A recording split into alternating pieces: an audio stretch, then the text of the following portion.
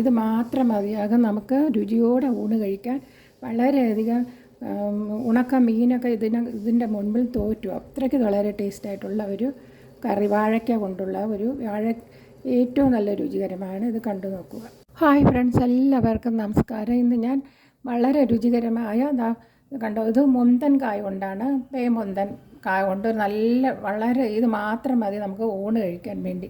ഇത് ഒരു കായാണ്, സാമാന്യ വലിപ്പമുള്ള ഒരു തൊലിയൊക്കെ കളഞ്ഞതാ ഇതുപോലെ എടുത്തിട്ടുണ്ട്. എരിവിനനുസരിച്ച് ഒരു പച്ചമുളക്, വലിയ പച്ചമുളകാണ് അത് ഇട്ടത്.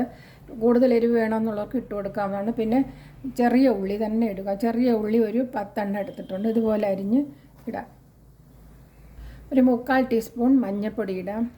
3/4 ടീസ്പൂൺ ഉപ്പ് പൊടിയും കൂടി ഇട്ട് കൊടുക്കാം. ഇത് നല്ലപോലെ നമുക്കൊന്ന് ഇളക്കി കൊടുക്കാം. എല്ലാം ഉപ്പും മഞ്ഞൾപ്പൊടിയൊക്കെ പിടിക്കുന്നതിന് വേണ്ടി നല്ലവണ്ണം ഒന്ന് ഇളക്കി, നല്ലവണ്ണം കൈകൊണ്ട് ഇളക്കാൻ പറ്റുമെങ്കിൽ കൈകൊണ്ട് തന്നെ ഇളക്കുക. ഇത് അടച്ചൊന്ന് മാറ്റി വെച്ചേക്കാം. ഇത് ബാക്കിയുള്ളത് ചെയ്യാം. എല്ലാ പാത്രത്തിലും ഉണ്ടാക്കുന്നതാണ്. സാധാരണ കുക്കറിൽ ഞാൻ വച്ചെന്നേ ഉള്ളൂ. കുക്കറിൽ ഗാസ്കറ്റൊന്നും ഇടേണ്ട കാര്യമില്ല, സാധാരണ വയ്ക്കാവുന്നതാണ്. കണ്ടോ, മിക്സിയുടെ ഒരു ജാർ എടുത്തിട്ട് ഒരു പിടി തേങ്ങ ഇട്ടു. ഏകദേശം ഒരു അരമുറി കൂടുതൽ തേങ്ങ, വലിയ തേങ്ങയുടെ ഒരു അരമുറി എടുക്കുക. എന്നിട്ട് ശകലം പുളി, ഇത്രയും വലിപ്പത്തിലുള്ള ശകലം പുളി ഇടാം. ഒരുപാട് പുളി കൂടിപ്പോവരുത്. ഇത്രയും പുളി ഇടാവും.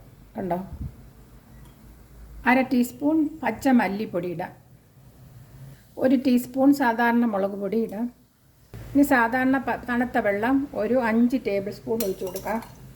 2, 3, 4, 5 ടേബിൾ സ്പൂൺ തണുത്ത പച്ചവെള്ളം ഒഴിച്ചു കൊടുത്തു. ഇനി ഇത് നമുക്ക് ചതച്ചെടുത്തിട്ട് വരാം. ഒരുപാട് അരഞ്ഞു പോകരുത്.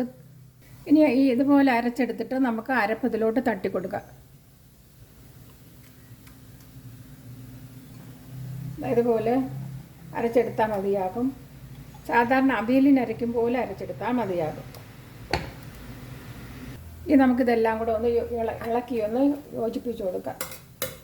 നേരത്തെ പറഞ്ഞ മാതിരി കൈ കൊണ്ട് ഇളക്കി യോജിപ്പിച്ച് കൊടുക്കാവുന്നതാണ്. കൈ കൊണ്ട് അരച്ച് പുരട്ടി വയ്ക്കാവുന്നതാണിത്.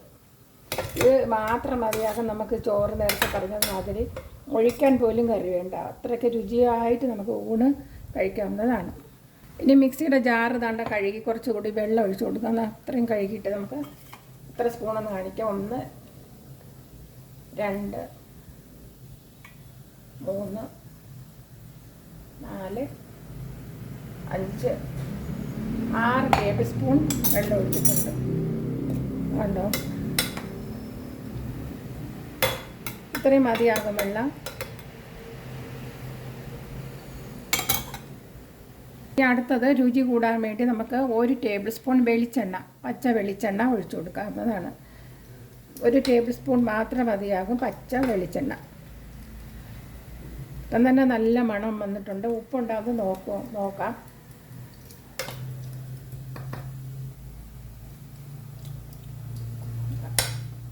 ഉപ്പ് ഒരു 1/4 ടീസ്പൂണും കൂടി വേണം. ഉപ്പ് ഒരു 1/2 ടീസ്പൂണും കൂടി ഇട്ട് കൊടുത്തു. 1/4 ടീസ്പൂൺ അല്ല, 1/2 ടീസ്പൂൺ. ഉപ്പ് നോക്കിയിട്ടിടുക.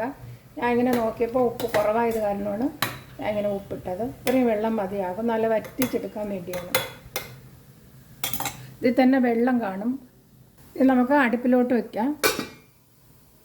ഹൈ ഫ്ലെയിമിൽ 2 മിനിറ്റ് വെച്ചതിന് ശേഷം നമുക്ക് ലോ ഫ്ലെയിമിലോട്ട് വയ്ക്കാം. ലോ ഫ്ലെയിമിലിരുന്ന് വേകട്ടെ. ലോ ഫ്ലെയിമിൽ 10 മിനിറ്റ് ആയിട്ടുണ്ട്. അപ്പോൾ നമുക്ക് തുറന്ന് നോക്കാം. ഒന്ന് ഇളക്കി കൊടുക്കാമെന്ന്.